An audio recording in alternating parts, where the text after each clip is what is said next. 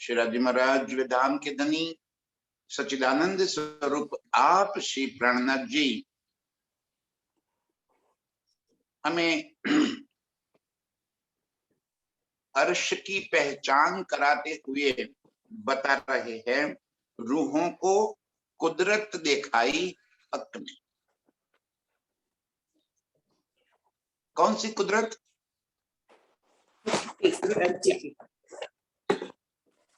तो कुदरत है कादर की कुदरत।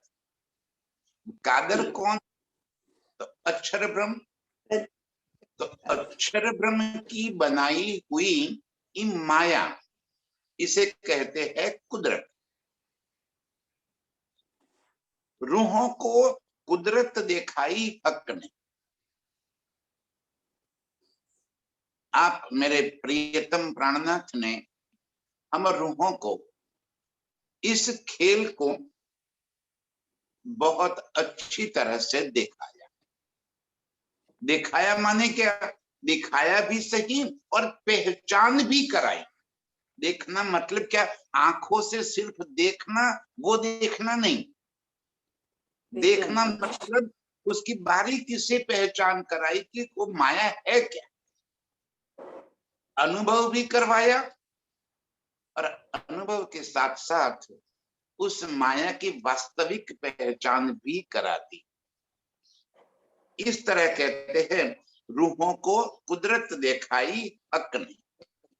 मेरे प्रियतम ने हम रूहों को इस माया की पहचान करा दी। क्यों? क्या आवश्यकता पड़ गई? ध्यान से सुंदर साथ जी, हमें प्रियतम अपनी आंखें खोलने वाली बात बता रहे थे। क्या आवश्यकता थी? हम तो उनकी बहुत लाडली रूहे, माशुकाए हैं उनकी। हम तो उनके समझिए कि जिगर का टुकड़ा है। इतना लाड, इतना प्यार करते हैं प्रियतम हमें। वो हमें अपनी नजरों से, अपने दिल से एक पल के लिए भी क्या दूर करने का सोच सकते हैं? जो ऐसा आशिक हो, जो हम रूहों के वास्ते ही पल पल मरता हो, फिदा हो हम पर, वो क्या हमें दुख दिखाई देगा? कैसे दिखाएगा दुख हमको? तो क्यों दिखाई? रूहों को कुदरत दिखाई हक ने। क्या आवश्यकता पड़ गई? हमने खेल मांग लिया और धनी ने खेल दिखा दिया। हमने क्यों मांगा खेल? हम तो वहदत में हैं, प्रियतम के अद्वैत में हैं, उनके ही दिल में है, उनके ही दिल का अंग है। स्वतंत्र रूप से अर्श में हमारा कोई अस्तित्व नहीं है। ठीक है, हम लीला के वास्ते अलग स्वरूप है। अर्श में जैसे अनंत स्वरूप है, वैसे ही हम रूहों के भी स्वरूप है। हाँ, प्रियतम सबसे अधिक हम रूहों को लाड करते हैं। ये अर्श में हमारी वास्तविकता है, लेकिन हमारे दिल, जिसे वहदत कहा है, उस दिल में तो उतनी ही बात आती है जितनी मेरे प्रियतम अपने दिल से हमारे दिल में पहुंचाना चाहते हैं। तो वो तो आशिक है, और आशिक और माशुक के बीच में एक बात, एक संबंध तो ऐसा पक्का होता है कि न तो आशिक अपनी माशुका से कोई बात छिपा सकता है, न माशुका अपने आशिक से कोई बात छिपा सकती है, क्योंकि छुपाने की कोई आवश्यकता ही नहीं होती। प्यार में कभी क्या कोई छुपाना तो तब होता है जब किसी बात का धोखा देना हो। छुपाना तो तब होता है जब दिल में कोई चोरी हो। जहां निर्मल प्रेम ही प्रेम है, वहां कोई बात छिपाने की क्या आवश्यकता होती है। और आशिक मेरे प्रियतम ने हम रूहों से एक बात छिपाई थी कि ये मेरा जो कादर है, अक्षर ब्रह्म है, वो ऐसी कई अनंत मायाएं का उत्पन्न और लय, बनाना और मिटाना की लीला करता है। हमें अर्श में कभी इस बात का पता नहीं चला। सच्चिदानंद की लीला है उनकी, लेकिन सत अंग को कभी आनंद अंग का पता नहीं और आनंद अंग को कभी सत अंग का पता नहीं। और दोनों ही मेरे प्रियतम के ही तो अंग है, वो कोई अलग थोड़ी है। सत अंग अक्षर ब्रह्म कोई अलग स्वरूप है और आनंद अंग सामाजिक और रूहे कोई अलग स्वरूप है, ऐसा थोड़ी है। स्वयं ही तो सच्चिदानंद है। मारिफत ही तो हकीकत में सच्चिदानंद। इतने दिनों से रोज एक ही बात समझाई जाती, मारिफत ही हकीकत में सच्चिदानंद है। तो दोनों के प्रति, सत अंग और आनंद अंग दोनों के प्रति प्रियतम को इतना ही प्यार है, इतना ही लाड है, किससे कम कहे। क्या मैं अपने दाएं हाथ को बाएं हाथ से ज्यादा लाड कर सकता हूं? मैं अपनी एक आंख को दूसरी आंख से ज्यादा प्यार कर सकता हूं? अरे भाई, ऐसा कैसे हो सकता है? प्रियतम के ही अंग रूप है दोनों। हाँ, लीला के वास्ते दोनों अलग है, दोनों की कार्य पद्धति अलग है, दोनों का कार्य शैली अलग है, दोनों के काम अलग है, लेकिन प्यार तो दोनों के प्रति इतना ही है। अब हम रूहों के आशिक मेरे प्रियतम, हमसे कोई बात कैसे छिपा दे? लेकिन अर्श में ये हो नहीं सकता कि अक्षर ब्रह्म की लीला, सत अंग की लीला आनंद अंग को पता चले और आनंद अंग की लीला सत अंग को पता चले। ये हो नहीं सकता। आज हम आशिक रूहों को प्रियतम ने अपने दिल की बात बताने का दिल में ले लिया कि देख, मैं तुम्हें कितना लाड करता हूं। अर्श में ये बात हम कभी ना समझ पाते, न प्रियतम कभी समझा सकते, ये हो ही नहीं सकता। क्या कि जहां कम ज्यादा है ही नहीं, जहां दो है ही नहीं, जहां अद्वैत की भूमि है, वहां कैसे समझाया जाए कि आशिक कौन है, आशिकी क्या है, मारिफत का स्वरूप क्या है, हकीकत क्या है। इलम की लीला अर्श में कभी हो ही नहीं सकती थी। और इस वास्ते रूहों को कुदरत दिखाई हक नहीं। मेरे प्रियतम ने हमें आज इस माया के खेल में लेकर आए। अब कैसे दिखाते? क्यों कहीं देखाई माया, इस तरह से कई प्रकार से हमें माया का अनुभव करवाया, पहचान भी करवाई और अनुभव भी करवाया। कितने प्रकार से? एक तो हम जो ये देख रहे हैं, जिसके साथ हमारी अनुभूति है, जो हम अपना कर बैठे हैं, एक ये माया है। और दूसरा इसको बनाने वाला वो कादर अक्षर ब्रह्म, वो क्या करता है, उसकी लीला क्या है, ये भी तो हमें अर्श में पता नहीं था कि अक्षर ब्रह्म क्या करते, क्या लीला है उनकी, कैसे ब्रह्मांड को बनाते हैं, कैसे ब्रह्मांडों को मिटाते हैं, जीव कैसे पैदा होती है, त्रिदेवा कौन है, ये संसार की उत्पत्ति कैसे होती है, कौन करता है। एक बात और, यो कहीं देखाई माया, इस तरह से दोनों बातें बता दी। अक्षर ब्रह्म की भी पहचान करा दी और अक्षर के अंतःस्करण रूप अव्याकृत सबली केवल और सत्य स्वरूप की लीला को भी बता दिया। यहां जो लीलाएं होती है यहाँ जो हम लीलाएं कर रहे हैं, जो जीवन यापन कर रहे हैं, ये लीला ही है। लीला माने कोई अलग चीज नहीं है। जो हम हमारा इस जीवन का गुजारा कर रहे, जीवन के रोज रोज की घटनाएं हमारे भीतर घटती रहती है, हमारे साथ जो अनुभव होते हैं, वो एक माया है। और दूसरी माया वो है कि कैसे ब्रह्मांड ने बनाया, अव्याकृत मन के अंदर कैसे ये बात उपजी, ब्रह्मांड बन गया। इत अक्षर को बिल से मन, 5 तत्व 14 भवन, या में महाविष्णु मन, मन मन थे त्रैगुण, थे थीर चर सब उत्पन्न। कैसे बन गई? अक्षर ब्रह्म ने मन में लेते ही ये ब्रह्मांड अस्तित्व में आ गए। और अब इसके अंदर जीव कहां से आया, चेतनता कहां से आई? तो सबलिक ब्रह्म, जिसको चित्त कहा गया है, जिसको सदाशिव कहा गया है, वहां से चेतना इस खेल के अंदर आई। जो अक्षर का चित्त है, वो ही स्वरूप धारण करके आदि नारायण थे महाविष्णु, महाविष्णु थे त्रिदेवा, त्रिदेवा थे ये सब स्थिर चर जड़ और चेतन, सारे ब्रह्मांड की रचना। और इससे आगे अक्षर की बुद्धि का स्वरूप केवल ब्रह्म, जहां निर्मल आनंद की लीलाएं होती है, वो भी हमें दिखा दिया, रास में लेकर गए।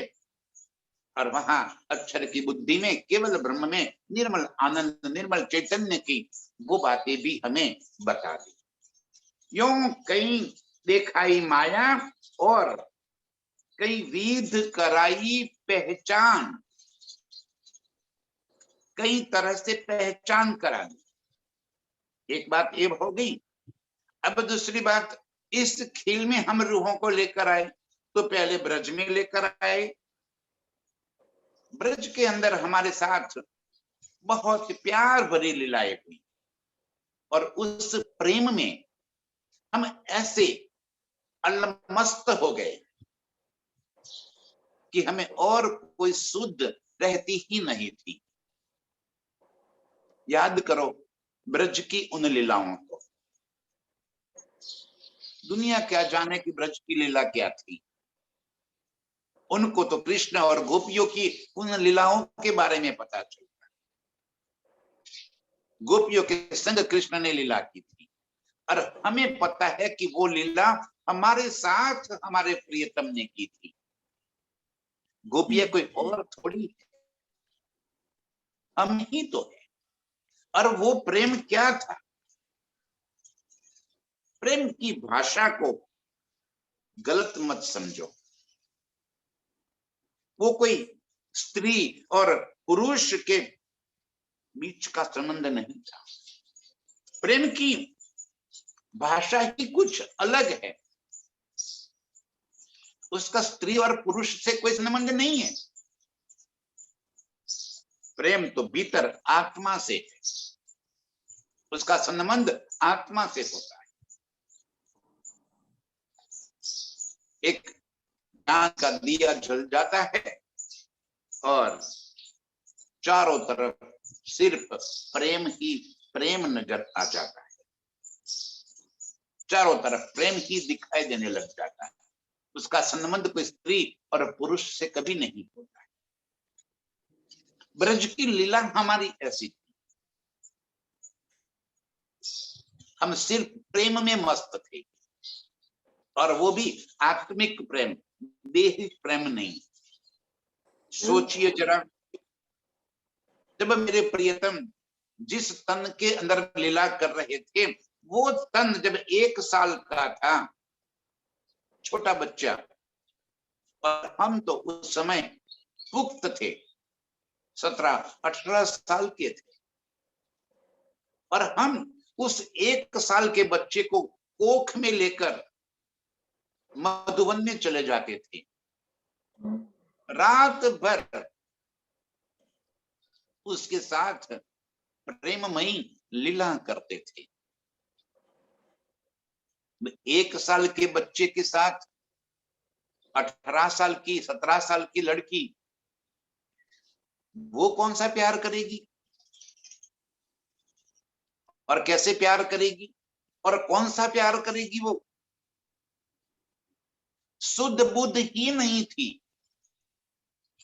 जब मधुबन में हम उस प्रियतम को कोख में लेकर चले जाते थे और वहां जैसे ही रात्रि जहां से लीला का प्रारंभ होता था, सारे स्वरूप किशोर बन जाते थे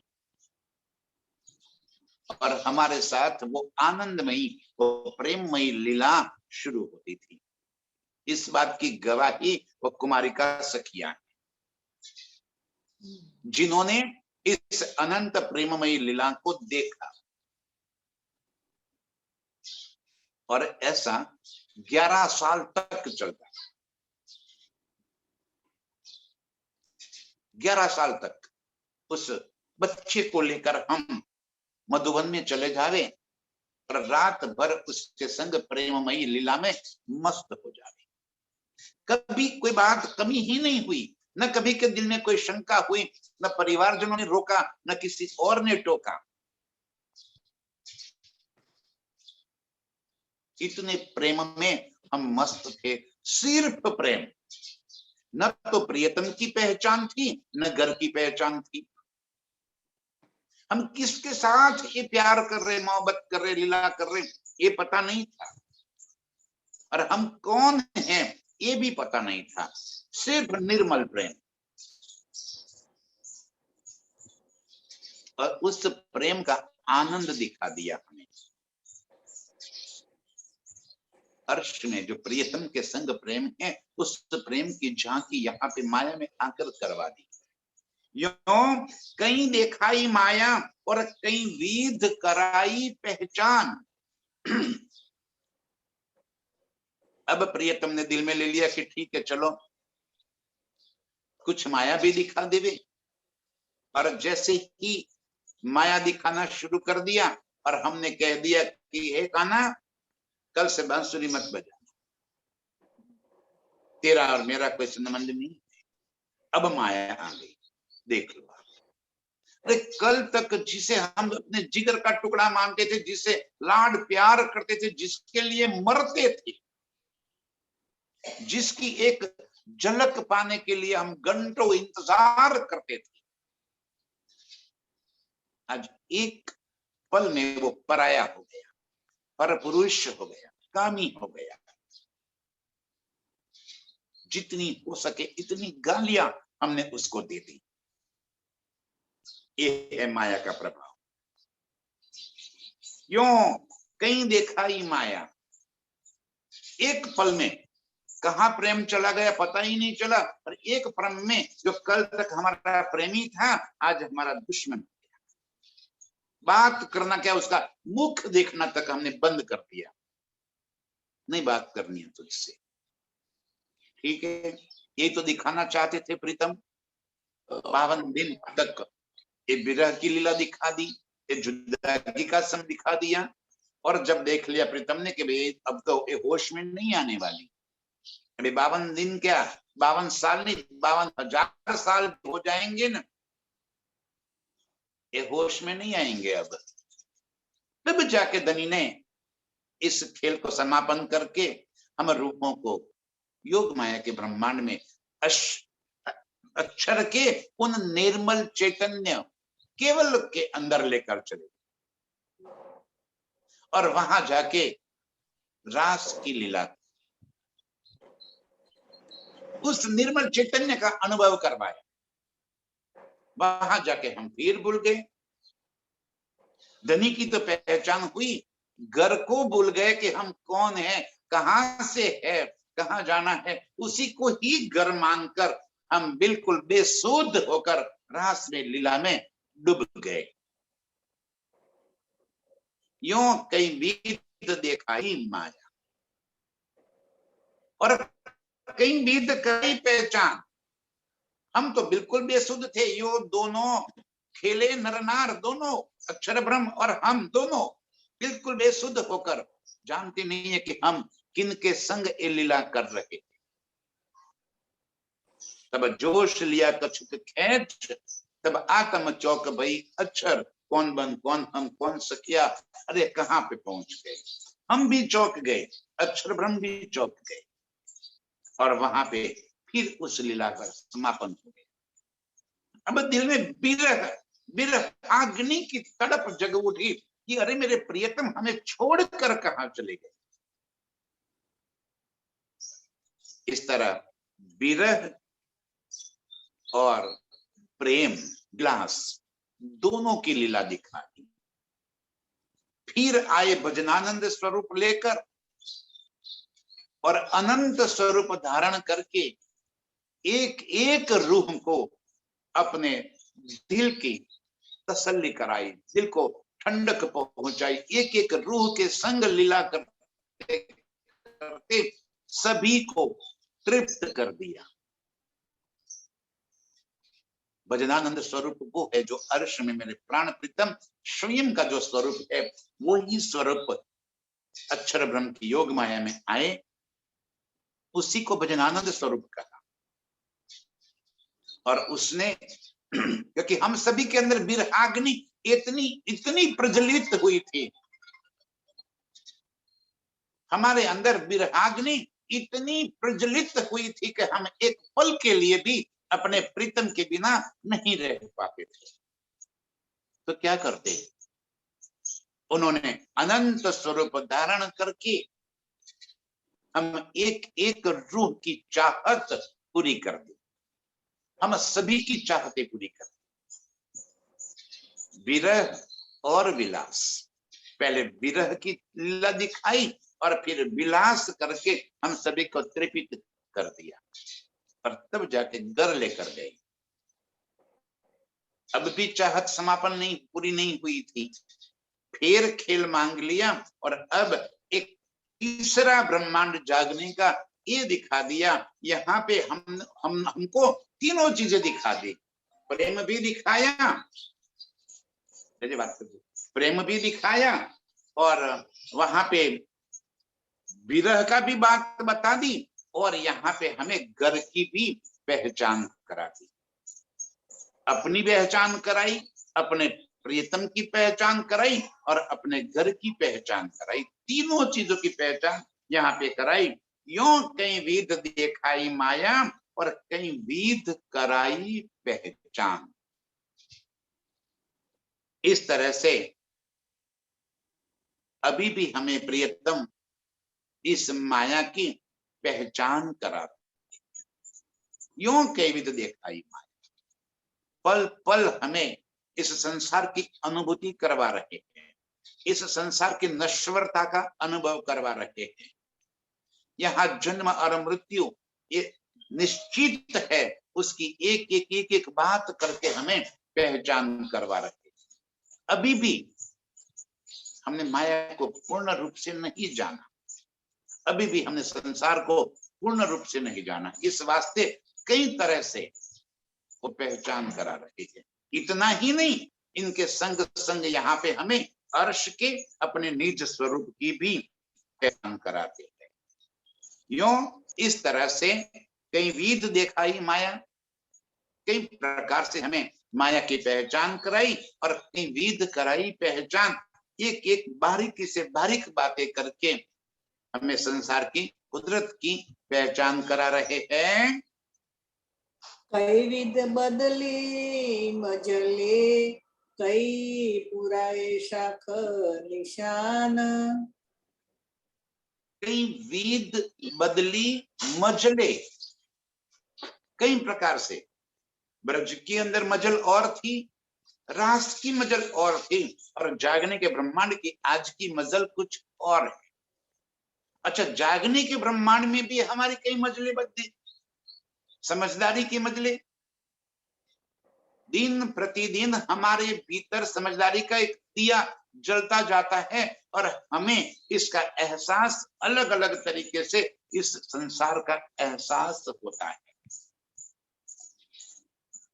कुछ साल पहले हमारा विचार क्या थे, उससे कुछ साल पहले हमारे विचार क्या थे, उससे कुछ साल पहले क्या विचार थे और आज क्या विचार। यूं कहीं वीद बदली मजले, कहीं पुराए साख निशान। और उसके साथ साथ हमारे ईमान को दृढ़ करने के लिए, हमें इस वास्तु की वास्तविक पहचान करवाने के लिए कई पुराए साख निशान, शास्त्रों की निशानियां, कुरान और कुरान के निशान, जितनी भी बातें लिखी थी उन एक एक बातों की समझदारी हमें दिलवा दी, उसके खुलासे करवा दी कि वेदों में भी मैंने आपके वास्ते लिखा है। दृढ़ तो तब होगा ना ईमान, किसी के कहने से हमें ईमान दृढ़ नहीं हो जाएगा। कोई आज हमें आकर कहे कि मैं पूर्ण ब्रह्म हूं, तो क्या हम मान लेंगे? हमारे घर पे कोई आकर कह दे कि मैं पूर्ण ब्रह्म अक्षरातीत तो हूं, हाँ जी पधारिए राज जी, ऐसा कहेंगे हम ना? हम कहेंगे भाई आईडी दिखाओ, आप पूर्ण ब्रह्म है तो आपकी पहचान कराओ, तब जाके हम आपको स्वीकार करेंगे। तो प्रियतम ने भी आकर हमें हमारे ईमान को दृढ़ करने के लिए अपनी पहचान कराई। कहीं पुराए साख निशान, कहां से लाते आईडी? तो कहा कि देख वेदों में मेरे लिए लिखा है, देख भागवत में, पुराणों में, कुरान में, बाइबल में, हर जगह पे मेरी और तेरी बातें लिखी हुई। कई पुराए साख निशान इस तरह से हमारे ईमान को दृढ़ करके अपने प्रियतम के प्रति लगवा दिया। इस तरह से हमें माया की भी पहचान कराई और माया में रहकर ब्रह्म की पहचान कराई। क्यों? कहीं देखाई माया, कहीं वीद कराई पहचान, कहीं वीद बदली मजले, हमारी मनोस्थिति को अलग अलग स्तर पर लेकर गए, उस ऊंचाई के पर लेकर गए जहां हम प्रियतम की पहचान कर सके। कहीं पुराए साख निशान, अब हो गए, साक्षियां मिल गई, निशाने मिल गई, अब क्या उनको पकड़ के थोड़ी बैठना है? वो तो हो गई बात, एक बात पहचान पत्र मिल गए, हो गया, फिर पहचान पत्र की आवश्यकता नहीं होती है, फिर तो अपने प्रियतम के साथ जुड़ जाना होता है। अब रूह अपने प्रियतम के संग ऐसे जुड़ जाती है। हक की बातें अनेक है, कही न जाए या मुख। हक की बातें अनेक है, कहीं न जाए या मुख। मेरे प्रियतम की इस तरह की अनंत अनंत बातें, कितनी बातें यहाँ पे इस मुख से चर्चा में ले गई। अर्श के सुखों की बातें, अर्श में जो अनंत सुख दिखाए वो अर्श के नूर स्वरूप की बातें, अर्श की खिलवत की बातें बतावे। कौन सी बातें बतावे? हक की बातें अनेक है, कहीं न जाए या मुख। इस मुख से तो कितनी बातों का वर्णन करूं। अर्श की खिलवत की बातें तो मैं यहाँ पे अवर्णनीय है, वर्णन ही नहीं हो सकता। यहाँ के शब्द में अर्श की वो बातें कभी आ ही नहीं सकती, वो तो शब्दातीत है, कैसे बता दी? तो भी कछुक प्रकाशु सत्य, सत्य के साथी को सत्य के मान चुभसी, दिल दुखासी दुर्मत। धनी जी कह रहे कि मैं अर्श की बातें तो अनेक है, एक एक बातों की पहचान कराऊं। जो अर्श की रूहें है वो इनका अर्थ, उनका समझ लेगी कि ये मेरे घर की मेरी बातें हैं। वो बातें कोई स्थूल तो है नहीं जो वर्णन कर सके। इसलिए बार बार ये वाणी में प्रियतम ने कहा है कि अर्श की एक चीज का वर्णन भी इस जुबान से मैं नहीं कर सकता, और वो इतनी अलौकिक, इतनी सुंदरता से भरी हुई है कि एक चीज का वर्णन करते जाऊं तो उस वर्णन में पूरा जीवन समाप्त हो जाए, फिर भी उसका सही वर्णन मैं नहीं कर पाऊं। तो पूरे अर्श का वर्णन तो कहां से होगा? अर्श के एक चीज का, प्रियतम के अंगों के एक अंग का इतना भी वर्णन नहीं हो सकता। चरणों की उंगली के एक नाखून का वर्णन नहीं हो सकता, तो पूरे स्वरूप का वर्णन कैसे होगा। लेकिन क्या कर, धनी जी कह रहे कि मेरी रूह के दिल में इस शोभा को बसाना काम, और इस वास्ते में वर्णन कर, और आप ये वर्णन भी कैसे कर रहा हूं, किया वर्णन अर्श का, ले मसाला इत का, यहां का मसाला लेकर मैं अर्श का वर्णन कर रहा हूं। आपको मसाला छोड़ना है और मूल स्वरूप को, मूल चीज को पकड़ना है। हम क्या करते हैं कि मसाले के साथ अर्श को देखना चाहते हैं, मसाला को छोड़ना है, तब जाके अर्श की वास्तविक पहचान होगी। हक की बातें अनेक है, कहीं न जाए या मुख, इस मुख से उस शब्दातीत का वर्णन कैसे कर, अनंत बातें हैं। अर्श की खिलवत की लीलाओं की बातें अनेक है। ऐसी ये बातें प्रियतम हमें यहाँ बता रहे हैं। इन झूठे खेल में बैठाए के कई की कायम सुख, इन झूठे खेल में बैठाए के कई दिए कायम सुख, हक की बातें अनेक है। मेरे प्रियतम की बातें अपार अपार अनगिनत है, जिसको इस मुख से वर्णन करना संभव नहीं है। एक शब्द अर्श का एक वर्णन करते करते करते अर्श की एक चीज का पूरा जीवन गुजर जाए तो भी उसका पूर्णतया वर्णन यहाँ पे शब्द में नहीं कर सकते। तो ऐसे इन झूठे खेल में बैठाए के कहीं दिए कायम सुख, अर्श के उन सुखों की पहचान कराए। खेल में बैठाते कैसे, अपने आत्म चक्षु से, अपने चितवन से भीतरी आंखें खोल दी, आत्म की पहचान करा, अर्श के उन सुखों में हमें डुबो दिया, वर्णन नहीं किया। ध्यान से सुंदर सच, अर्श के सुखों का वर्णन करना और बात है, और अर्श के उन सुखों को आत्मसात करना, उन सुखों में डूब जाना, उसकी अनुभूति करना, वो कुछ और बात है। प्रियतम ने हमें अर्श के सुखों में डुबा दिया, उसकी अनुभूति करवा दी। अंतर चक्षु से, आत्म नजरों से हम आज अर्श की सारी चीजों को अनुभूति करते हैं। अर्श की मोहलाते, अर्श के वन बगीचे, अर्श के पशु पंछी, और मेरे प्रियतम के एक एक अंग का रसास्वादन हम कर पाते हैं। वो नजर खुल गई, जिस नजर से अर्श का रसपान, प्रियतम के संग लाड प्यार मोहब्बत इश्क की लीला कर, कैसे प्रियतम हमें रिझाते हैं। अर्श के सारे स्वरूप हम रूहों को रिझाने के वास्ते तो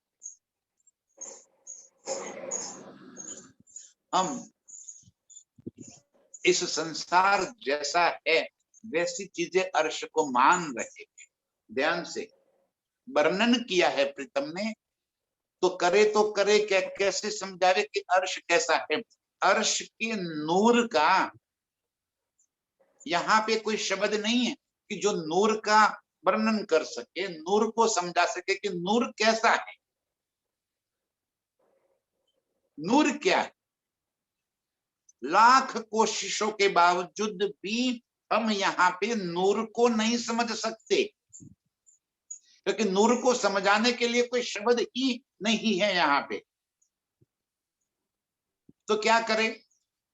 तो इस वास्ते इस संसार के जितने सर्वश्रेष्ठ गुण हैं, उन सारे गुणों को मिलाकर एक नूर की पहचान करा रहे, और फिर भी उसकी वास्तविक पहचान नहीं हो सकती।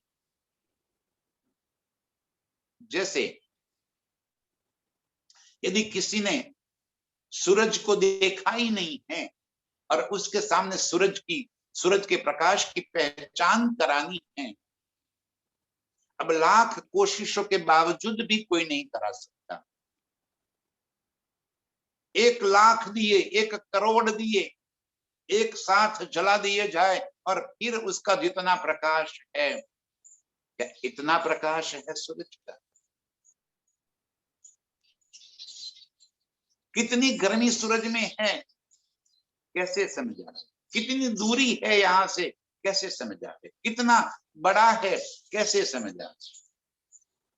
हम हैं कुएं के मेढक। अब समुन्द्र का मेढक उस कुएं के मेढक को समुन्द्र की गहराई, समुद्र की विशालता के बारे में बताना चाहे, वो कैसे बता सकता है? लाख कोशिशों के बावजूद भी समुद्र का जो मेढक है, वो कुएं के मेढक को कभी समुद्र की बातें नहीं समझा सकता। वो तो तब समझ में आवे जब बारिश हो जाए, कुआं पूरा पानी से भर जाए और कुआं का मेढक कूद कर बाहर निकल के जल के साथ बहता हुआ कभी समुद्र में पहुंच जाए, तब उसे समुद्र की विशालता, समुद्र की गहराई, समुद्र के आनंद की तब उसके अनुभूति होवे, तब उसे उसकी पहचान होगी। बस वैसे ही हमें अपने प्रियतम इस संसार रूपी कुएं के मेढक हम हैं, उससे निकाल कर अर्श के सागरों में हमें गोते लगवा रहे, हमें अर्श की पहचान करा। अब उन चीजों को शब्दों में कैसे लाए? वो शब्द की बात नहीं है, वो तो अनुभूति की बात है, एहसास की बात। अर्श का हमारा नूरी स्वरूप कैसा है? सूक्ष्म है, पारदर्शी है, चेतन है, सुगंधित है, नरम है, कोमल है। कौन से गुण करेंगे आप? ये सारे गुण तो यहाँ के नजर आते हैं, और यहाँ के कोई गुण तो अर्श तक पहुंचते हैं। कैसे समझावे कि अर्श में हमारा स्वरूप कैसा है, मेरे प्रियतम का स्वरूप कैसा है, अर्श की मोहलाते कैसी है? सब कुछ तो नूर के ही है, नूर के सिवा तो कुछ है ही नहीं। और यहाँ पे प्रियतम ने वर्णन कर दिया, तो हम क्या देखने लगे कि वहां पे दीवारें हैं, वहां पे थंब है, वहां पे मेहराबे है। कैसी? जैसी हम यहाँ पे देखते हैं, हम उसके चित्रकारी करने लगे।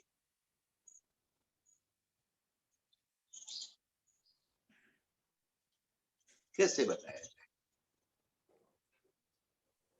तो सिर्फ अंतर चक्षु से, भीतरी नजरों से, आत्म दृष्टि से वो बात नजर में आएगी। बेछबी, बेनिमून, बेचगुन,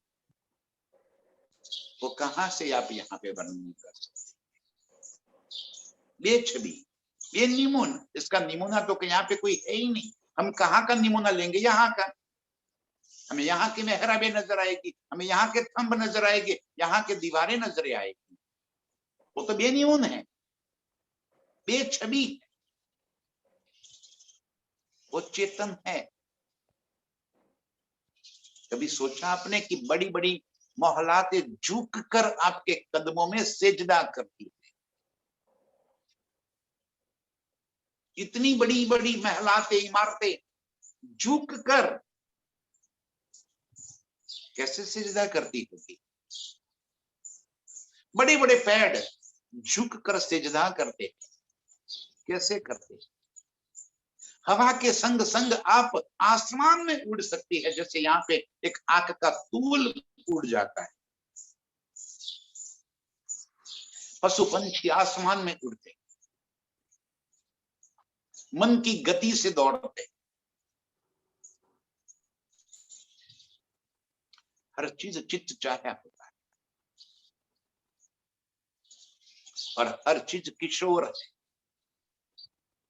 समय है ही नहीं, काल जहां है नहीं, उस अर्श को कैसे शब्दों में वर्णित किया जाए। लेकिन करे तो क्या करे, प्रियतम ने इस वास्ते उन सारी चीजों को शब्द में ला दी और हम उसको जड़ता से पकड़ बैठे। इन झूठे खेल में बैठाए के कई दिए कायम सुख।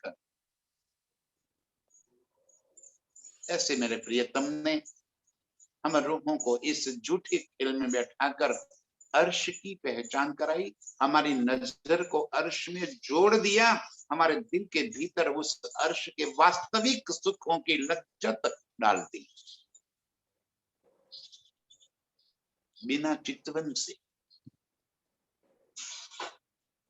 प्रियतम के संग की हुई इन प्रेममयी लीलाओं का कोई और उपाय नहीं है कि कोई उसका रसास्वाद ले सके, उसका आनंद ले सके। ये कोई कल्पना का विषय नहीं, ये कोई कल्पना नहीं, ये वास्तविकता है।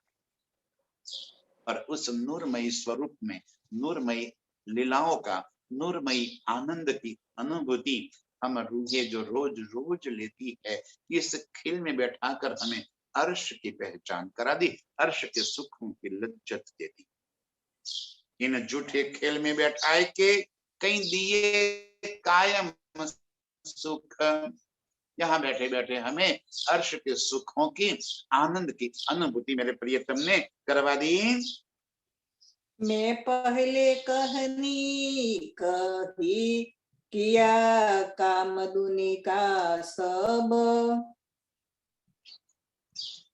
जब तक प्रियतम ने मुझे पहचान नहीं कराई थी, ये पहचान जब तक मुझे नहीं हुई थी, तब तक मेरे दिल में ये संसार ही तो भरा। पहले कहनी कही, आज भी ये सारी बातें समझने के बावजूद, ये सारी बातें जानने के बावजूद, यदि हमारे दिल में इन संसार की ही चाहत भरी पड़ी है, तो हम मुख के बड़े लवार, धनी जी फरमा रहे हैं कि वो रूहें, उनको क्या कहूं, मुंह के झूठ बोलने वाले, मुंह के बड़े लवार, बकवास करने वाले। मैं पहले कहनी कही किया काम दुनी का सब, ये सारी बातें बोलने के बाद, उसको कंठस्थ करने के बाद, समझने के बावजूद संसार के कामों में मैं उलझी रही। ये हमारी मनोस्थिति है संदर्भ साक्ष्य, ये किसी और की बातें नहीं है, ये अपनी भी तक ये बातें हमारी।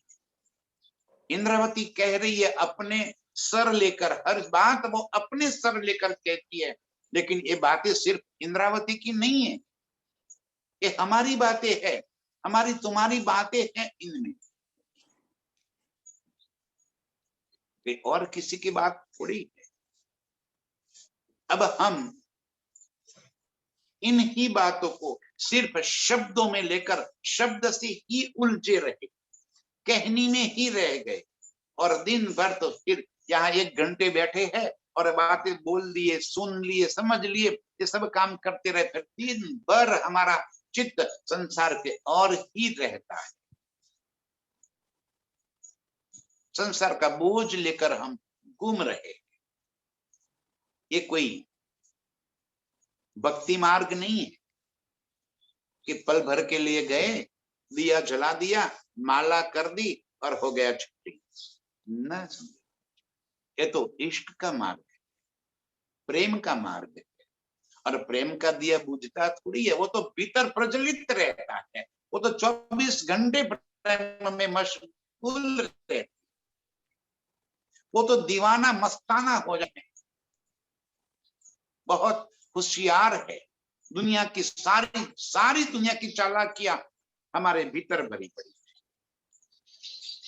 इसलिए धनी जी हमें कह रहे हैं कि मैं पहले कहनी कही किया काम दुनी का सब। ये सारी बातें मेरी कहनी में आई, ये सारी बातें मैंने समझी, लेकिन भीतरी कोई परिवर्तन नहीं हुआ। और जब तक भीतरी परिवर्तन नहीं होता है तब तक इन कहनी से कोई फायदा नहीं। यहाँ पे मैं कितनी ही चिकनी चुपड़ी बातें करता रहूं, रोज रोज चिकनी चुपड़ी बातें करता रहूं, आप सब सुनते रहो, न बोलने वाले में कोई फर्क आवे न सुनने वाले में कोई फर्क आवे, तो उसका क्या मतलब है? ये कहनी, और हम इस कहनी में आकर किया काम दुनी का सब, दिन भर संसार की उसी की मोहमालाएं में फंसे रहे।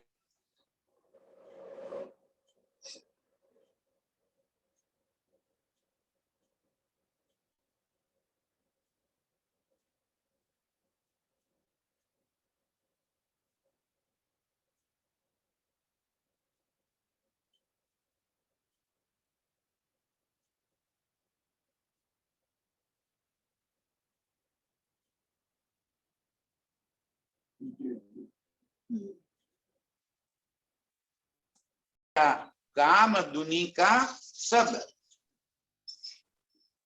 आज तक मैं बस कहनी में ही प्रवृत्त रही, अर्श की बातें बोलने में हम रहे, कभी उन बातों की अनुभूति की क्या हमने, उन बातों का अनुभव किया क्या, कभी अपने आप को अर्श में प्रीतम के संग उनकी अनंत लीलाओं में खिलवत में पाया क्या कभी? यदि वो नहीं कर पाए तो मैं पहले कहने कही किया काम दुनी का सब, मैं दुनिया के कामों में ही आज तक उलझी रही, और इस तरह मेरा जीवन मैंने गवा दिया। पर एक को फैल रहने पर का लिया न सिर पर तब।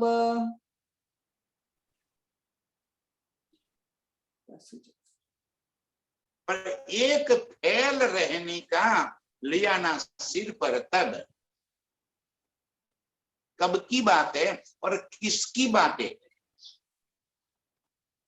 मैं पहले कहने कही किया काम दुनी का सब, एक इंद्रावती किया तो महराज ठाकुर क्या अपने लिए कह रहे हैं? वो हम सभी की वेदनाएं हैं, हमारे वास्ते कह रहे हैं कि मैंने आज तक खाली कहनी करती रही, कहीं रहने का नाम ही नहीं लिया, दुनिया के कामों में उलझी रही, पर एक फैल रहने का एक काम मैंने रहने के लिए नहीं कर पाई। एक पल के लिए मैंने अपने आप को अर्श की रूह नहीं माना। ध्यान जी सुंदर साहब जी, हम अभी भी इस नाम के, इस तन के, इस झूठ के, उसी के अहंकार में पड़े हुए हैं, इसी की मैं खुदी लेकर फिर रहे। मैं ऐसा हूं, मैं ज्ञानी हूं, मैं रूपवान हूं, मैं बलवान हूं, मैं बड़ा हूं, मैं बुद्धिमान हूं, मैं धनवान हूं, दिन भर उसी की मैं में ही हम डूबे हैं। जबकि ये बानी, ये तो ऐसी बानी है कि जिसके स्पर्श मात्र से सारी मैं खुदियां समाप्त हो जानी चाहिए। मैं पहले कहने कही किया काम दुनिया का सब, मैं दुनिया का काम ही करती रही, पर एक फैल रहने का लिया ना सिर पर तब। कब? आज की बात है, हमारी बातें है।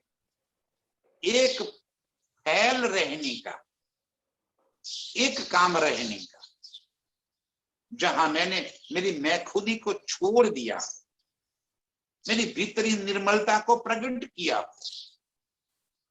एक फैल, एक काम ऐसा नहीं किया, लिया न सिर पर तब।